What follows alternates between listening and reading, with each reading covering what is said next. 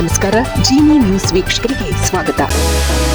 ನಿನ್ನೆ ಲೋಕಸಭೆಯಲ್ಲಿ ರಾಷ್ಟ್ರಪತಿಗಳ ಭಾಷಣದ ಮೇಲಿನ ವಂದನಾ ನಿರ್ಣಯದ ಬಗ್ಗೆ ಚರ್ಚೆಗಳು ನಡೆದರೆ, ಇತ್ತ ವಿಧಾನಸಭೆಯಲ್ಲಿಯೂ ಕೂಡ ರಾಜ್ಯಪಾಲರ ಭಾಷಣದ ಮೇಲಿನ ವಂದನಾ ನಿರ್ಣಯದ ಬಗ್ಗೆ ಚರ್ಚೆ ನಡೆಯಿತು. ಚರ್ಚೆಯ ವೇಳೆ ವಿರೋಧ ಪಕ್ಷದ ನಾಯಕ ಆರ್ ಅಶೋಕ್ ಕಾಂಗ್ರೆಸ್ ಸರ್ಕಾರದ ವಿರುದ್ಧ ಕುಟುಂಬ ರಾಜಕಾರಣದ ಆರೋಪ ಮಾಡಿದರು. ಕಾಂಗ್ರೆಸ್ ಪಕ್ಷಕ್ಕೆ ದೇಶಕ್ಕಾಗಿ ಹೋರಾಡಿದ ಬೇರೆ ಮಹನೀಯರು ಕಾಣುವುದಿಲ್ಲವೇ?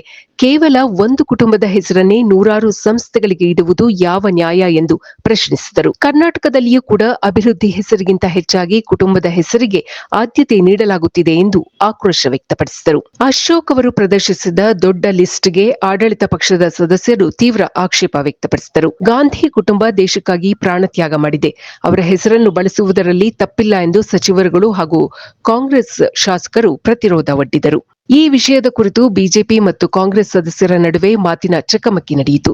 ಸದನದಲ್ಲಿ ಕೆಲವು ಕಾಲ ಗೊಂದಲದ ವಾತಾವರಣ ನಿರ್ಮಾಣವಾಗಿತ್ತು. ಇದು ಈ ದಿನದ ನಿರಂತರ ಸುದ್ದಿಗಳಿಗಾಗಿ ವೀಕ್ಷಿಸುತ್ತಿರಿ ಜಿನಿ ನ್ಯೂಸ್. ನಮಸ್ಕಾರ.